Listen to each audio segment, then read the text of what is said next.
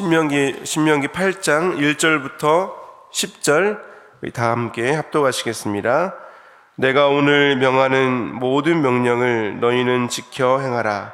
그리하면 너희가 살고 번성하고 여호와께서 너희의 조상들에게 맹세하신 땅에 들어가서 그것을 차지하리라. 내 하나님 여호와께서 이 40년 동안에 너희에게 광야의 길을 걷게 하신 것을 기억하라. 이는 너를 낮추시며 너를 시험하사 내 마음이 어떠한지 그 명령을 지키는지 지키지 아니한지 알려 하심이라.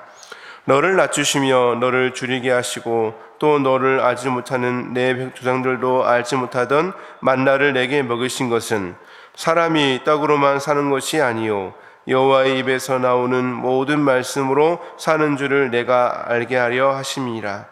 이 40년 동안에 내 의복이 헤어지지 아니하였고 내 발이 부르트지 아니하였느니라. 너는 사람이 그 아들을 징계함 같이 내 하나님 여호와께서 너를 징계하는 줄 마음에 생각하고 내 하나님 여호와의 명령을 지켜 그의 길을 따라가며 그를 경외할지니라. 내 하나님 여호와께서 너를 아름다운 땅에 이르게 하시나니 그곳은 골짜기든지 산이든지 시내와 분천과 샘이 흐르고 밀과 보리의 수산지요 포도와 무화과의 송류와 감람나무와 꿀의 소산지라. 내가 먹을 것에 모자람이 없고 내가 아무 부족함이 없는 땅이며 그 땅의 둘은 철이요 산에서는 동을 캘 것이라. 내가 먹어서 배부르고 내 하나님 여호와께서 옥토를 내게 주셨으므로 말미암아 그를 찬송하리라. 아멘. 오늘 3월 1일입니다. 그리고 2010년 시작한 지가 벌써 61일째가 되었습니다. 이제 3월 시작인데요. 이 3월에도 주님의 인도하심과 보호하심 또 은혜와 은총이 우리 모든 성도들에게 가득하시기를 소망합니다. 오늘 읽으실 전체 본문은 신명기 7장, 8장, 9장입니다. 그래서 신명기는 이스라엘 출애굽 2세대, 사실은 이 신명기 말씀은 출애굽이나 민수기 말씀하고 비슷한데 그러나 그 말씀을 들은 대상은 전혀 다릅니다. 그래서 앞에 출애굽기와 또 레위기 말씀은 출애굽 1세대가 거의 대상이었다면 신명기 말씀은 출애굽 2세대, 이제 가나안에 들어가기 전에 출애굽 2세대를 향한 말씀입니다. 그래서 모세가 이제 자기의 사명을 다하기 전에 다시 출애굽 2세대에게 전해 주었던 말씀과 더불어서 교훈을 주고 있는데요. 신명기에는 3가지 설교가 있습니다. 먼저는 역사적인 서론, 여기까지 인도하신 하나님이 어떤 분이신지를 여정을 통해서 그들에게 설명을 하고요. 그 다음에 특별한 언약과 규정들을 설명하고 맨 마지막에는 저주와 축복 그리고 권면의 말씀을 하고 있습니다. 우리가 보고 있는 이 7장, 8장, 9장은요 그 앞에서 십계명이 나왔고 6장에서는 위대한 명령에 대해서 이야기하고 7장에서는 가나안 정복에 대한 명령, 가나안을 정복하고 또 그 땅에 있는 모든 거민들을 다 몰아내라. 7장에서 가나안 정복에 대해서 이야기하고 8장에서는 광야 시대를 통해서 배워야 할 교훈이 무엇인가. 40년 동안 이스라엘 백성이 광야에 있었는데 그 광야를 살아가면서 그들이 배워야 할 교훈이 무엇인가를 설명해 주고 있습니다. 그리고 9장에서는 금송아지 사건을 다시 한번 이야기하면서 우상 숭배에 대한 그런 경고를 주고 있는데요. 오늘 함께 읽으신 이 8장에서 우리가 보면 하나님은 이 광야에서 너희가 배워야 할 것이 무엇이냐, 그것을 8장 한 장을 통해서 광야 40년이 주는 그 교훈들을 그들에게 이야기하고 있습니다. 그러면서 광야 40년의 교훈을 정리하면서 1절에서 하나님의 율법을 순종하는 삶을 너희가 살아야 된다. 그래서 십계명과 율법들을 그들에게 이미 주었기 때문에 그것들을 잘 지켜 순종하는 그런 삶을 너희가 살아야 된다. 더불어서 3절의 유명한 말씀이죠. 사람이 떡으로만 살 것이 아니요 하나님의 말씀으로 너희가 살아가야 한다. 그래서 광야의 삶 가운데 그들을 인도한 하나님, 그래서 육신적인 어떤 양식이 다가 아니라 영적인 양식, 하나님의 말씀으로 살아가는 것, 그것은 무엇입니까? 6절에서 이야기하는 것처럼 하나님을 신뢰하고 또 더욱더 겸손하고 광야에서 그들을 구름 기둥과 불 기둥으로 그들을 인도하셨던 그 삶을 기억하라라고 말씀하고 있는 것입니다. 하나님을 신뢰하고 더 겸손하면서 하나님을 경외하는 삶을 살아야 한다는 것을 그들에게 이야기합니다. 그러면서 이렇게 하나님을 경외하고 신뢰하는 삶에서 가장 조심해야 될 것이 바로 우상 숭배라는 것. 그래서 우상 숭배에 대한 경고를 하면서 너희가 우상을 숭배하면 너희가 쫓아낼 이 가나안 원주민들과 마찬가지로 너희도 그 우상을 숭배함으로 말미암아 너희도 그 땅에서 너희도 망할 것이다. 그것을 다시 한번 그들에게 경고하면서 그 한 예로 이제 금송아지 우상을 섬겼던 것들을 9장에서 이야기하고 있습니다. 광야 40년의 교훈을 이 모세가 이렇게 압축하면서 결국 하나님의 말씀을 신뢰하고 그 말씀을 의지하고 사람이 떡으로만 사는 것이 아니라 하나님의 말씀으로 살아가는 것이 삶에서 가장 중요하다는 것. 그러면서 마음속에 여러 가지의 그런 우상들, 편안하고 싶고 안주하고 싶고 누군가에게 인정받고 싶고 권력을 얻고 싶고 살아가면서 보이는 많은 것들을 우리가 의지할 수 있는데 그러한 우상들을 내려놓고 철저하게 하나님을 신뢰하고 의지할 것을 모세는 오늘 말씀 가운데 그들에게 이야기하고 있는 것입니다. 그러나 이스라엘 역사를 통해서 보았을 때 이스라엘은 이 광야에서 모세가 선포했던 그 하나님의 말씀을 그 이스라엘 역사 속에서 그 말씀을 결국은 지키는 것에 대하여 그들은 실패했습니다. 얼마 가지 않았죠. 가나안을 정복한 후에 보니까 사사기 2장 10절에 보니까 그 후에 일어난 다른 세대는 여호와를 알지 못하며 여호와께서 이스라엘을 위해 행하신 일도 알지 못하였더라. 정말 얼마 가지 않았죠.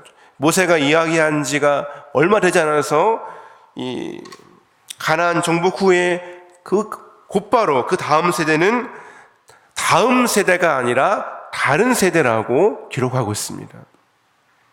모세가 그렇게 얘기했고 여호수아가 그렇게 경고했지만 그러나 이스라엘은 이렇게 하나님의 말씀, 율법과 교훈과 하나님을 경외하고 신뢰하는 것에서 그들은 실패했습니다.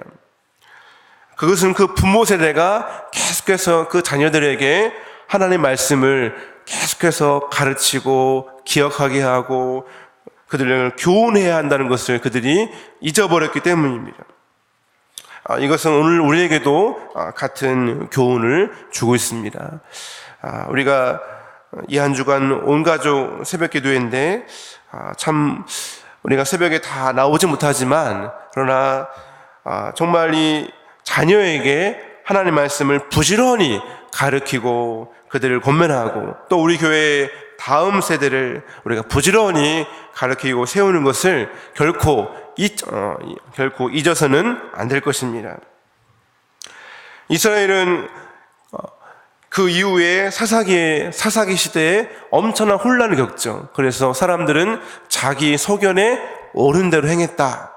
그리고 그 이후에 왕조 시대 계속해서 우상 숭배가 끊이지 않고 일어났습니다. 물론 몇몇 다윗이나 요시야, 히스기야 몇몇 시대에 그들이 하나님께로 돌아왔지만 그러나 그 거대한 우상 숭배의 흐름은 끊어지지 않았습니다. 결국 이 결국 신명기의 이 경고처럼 남북 왕국은 차례로 멸망하죠. 먼저 북왕국이 주전 722년에, 또 남왕국 유다는 주전 586년에 결국 아수르와 바벨론에 의해서 멸망을 당합니다. 하나님의 말씀에 대한 온전한 순종이 이스라엘 역사 속에서 이루어지지 못했습니다. 그러나 성경은 이 모세를 통해서 주신 이 율법이 이스라엘 역사를 통해서는 온전하게 이루어지지 못했지만, 그러나 그 모든 율법을 온전하게 이루실 예수 그리스도를 성경은 우리에게 이야기해 줍니다. 놀라운 것은 오늘 이 모세가 이 신명기 말씀을 이스라엘 백성에게 전하는 이 말씀 속에서 이 말씀과 굉장히 유사하게도 예수님은 광야의 그 시험 속에서 모세가 했던 그 말씀들을 다시 한번 되풀이합니다. 사단은 예수님을 시험하면서 돌을 떡덩이가 되게 하라 했을 때 모세는 오늘 말씀에 나오는 사람이 떡으로만 살 것이 아니요 라는 말씀을 가지고 사단의 시험을 물리치시죠. 두 번째 시험인 하나님의 아들이라면 뛰어내려라 라는 말씀 가운데 다시 한번 예수님은 이 모세의 말씀, 신명기 6장 16절 말씀을 가지고 주 너희 하나님을 시험하지 말라라고 말씀으로 물리셨고, 마지막 세 번째, 내게 엎드려 나를 경배하라 라고 했던 사단의 세 번째 시험 앞에 예수님은 신명기 6장 13절 주 너희 하나님께 경배하고 다만 그를 섬기라 라고 말씀합니다. 신명기에서 나오는 이 모세의 설교, 사람이 떡으로만 사는 것이 아니라 주 너희 하나님을 시험하지 말라, 다만 그를 경배하고 섬기라, 광야에서 모세가 그 백성들에게 준 그 설교의 말씀, 이스라엘은 이 말씀을 온전히 순종하는 것을 실패했지만 놀랍게도 예수님은 2000년 후에 오셔서 광야에서 다시 한번 그 말씀을 가지고 사단의 시험을 물리치셨습니다. 이것은 우리에게 무엇을 얘기해 줍니까? 이스라엘 역사가 얘기해 주는 것처럼 우리도 모세의 율법을 순종하고 그 율법대로 살아가는 것은 우리에게도 역시 불가능합니다. 우리의 삶 가운데도 모든 율법을 우리가 지켜 행하고 순종하는 것은 우리에게 그것은 불가능합니다. 그러나 성경은 우리에게 모세의 율법을 온전히 순종한 그리스도에게로 우리를 인도합니다. 우리는 모세의 율법을 다 지키기에 우리는 불가능하고 연약하지만, 그러나 성경은 이 모세의 모든 율법을 온전하게 지키고 순종하신 그리스도를 우리에게 바로 소개하고 있는 것입니다. 이스라엘은 모세의 율법을 순종하는 것에 실패했습니다. 그러나 주님은 완전히 승리하셨습니다. 주님은 어쩌면 두 번째 모세로 오늘 우리에게 첫 번째 모세가 광야의 교훈을 기억하라라고 얘기했다면, 두 번째 모세와 같은 주님은 오늘 우리에게 내가 이미 승리했음을 너희가 기억하라고 오늘 우리에게 말씀하고 있습니다.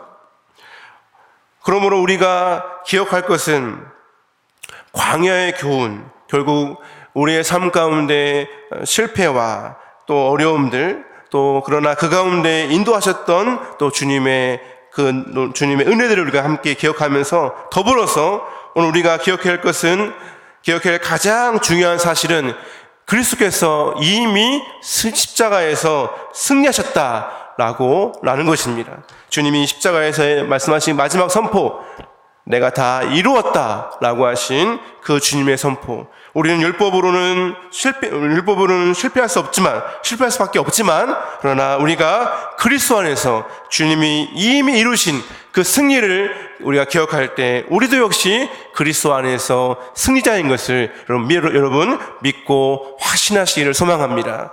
이제 시작되는 이 3월, 우리가 광야에서 모세가 광야의 교훈을 기억하라고 그 백성에게 이야기한 것처럼 오늘 주님은 오늘 우리에게 십자가의 완전한 승리를 우리에게 기억하라고 말씀하십니다.